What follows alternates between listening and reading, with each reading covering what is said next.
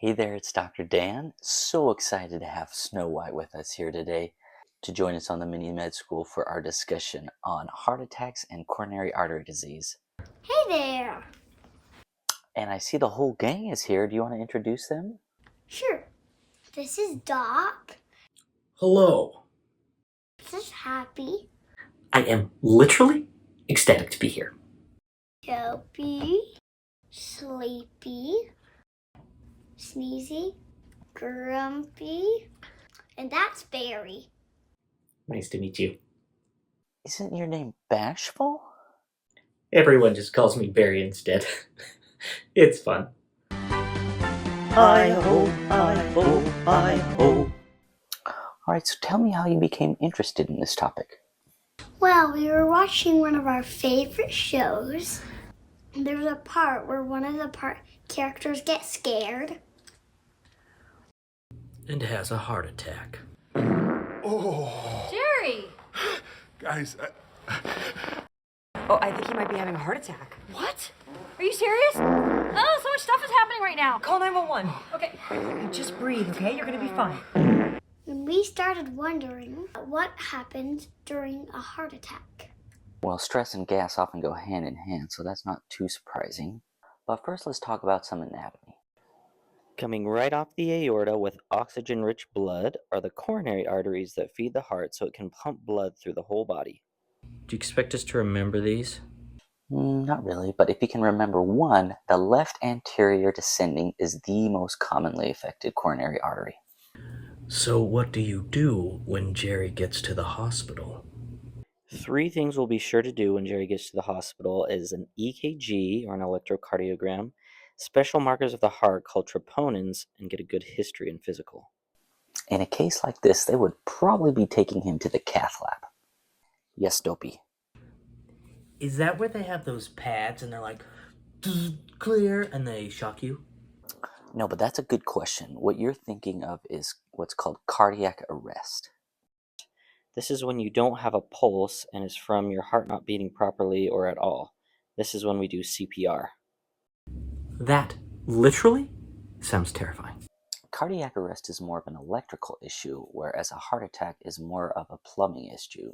However, a heart attack can lead to cardiac arrest. Okay, let's return to the cath lab. So here, an interventional cardiologist will go in at one of the arteries of the wrist or the groin all the way to the heart. They inject dye and see what the arteries of your heart look like. That doesn't look like a cartoon at all. Here's an angiogram of someone with narrowing or stenosis of the LAD. Then do you harvest their heart?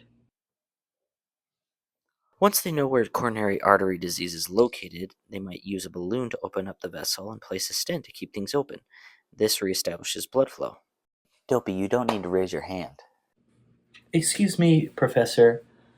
I think my dad might have had a triple giraffe or some sort for his heart. How does that work? That's a really good question, actually. So he probably had what's called a coronary bypass graft. If there are multiple blockages, then instead of doing stents, we'll use a vein and bypass the occluded parts. Oh wow, you can do this in the cath lab? No, this is open heart surgery done by a cardiothoracic surgeon. If there's 3 vessels, it's a triple bypass, and if there's 4, it's a quadruple. We sometimes refer to these as a cabbage. I get it. I had an uncle who had stents placed, but he had a stress test first. What's that about? Good question. So let's talk about something called angina. Settle down. It's a medical word for chest pain. There's what we call stable angina, where someone has exertional discomfort during activities such as shoveling or walking up the stairs. This goes away with rest. In situations like this, we would likely do an outpatient stress test.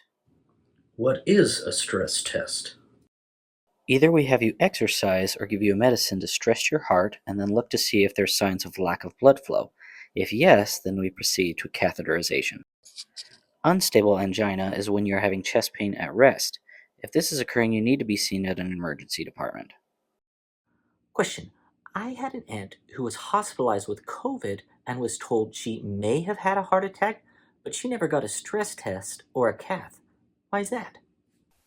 So here's a framework for how we tend to think when we're concerned that something's going on acutely with the coronary arteries. On one side, we have a STEMI. What's a STEMI? Oh shoot, did I not say what that was? I'm afraid not. See, he's not a real doctor.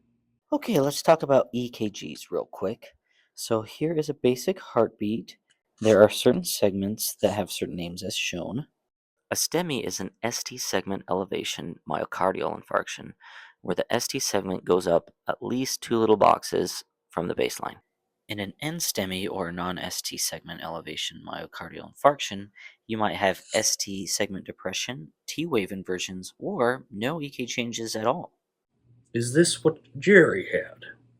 So he likely would have had elevated troponins, plus or minus EKG changes, and likely would have been either an urgent or emergent case for the cath lab. Okay, but what about my aunt? Why did she never go to the cath lab? If she didn't have a STEMI, she must have had an NSTEMI, right? Isn't that literally a heart attack? Well, there are different types of NSTEMIs. Type 1 is due to the classic atherosclerotic plaque blockage of the coronary artery, but type 2 is from non-plaque causes. I'm not sure I understand. You can have elevated troponins in cases like respiratory infections, chronic kidney disease, or abnormal heart rhythms. STEMIs tend to be less common, but type 2 NSTEMIs are something we see in the hospital all the time. What do you do for those? For type 2 NSTEMIs, usually they don't need any intervention. Ultimately, the cardiologist is the driver of what interventions will and won't be done. So if someone is diagnosed with coronary artery disease and they get a stent or a bypass, is that it? Or do they have to take any medications? They'll typically take some antiplatelet medication such as aspirin and clopidogrel. We also want to get their bad cholesterol or their LDL to be less than 70, so we'll recommend starting a statin. Well, I hope that's been a little bit helpful. We've talked about a lot of different things, and feel free to comment below if you have any specific questions. Thanks! I think we learned a lot about heart attacks. And that you're not a real doctor. Grandpa!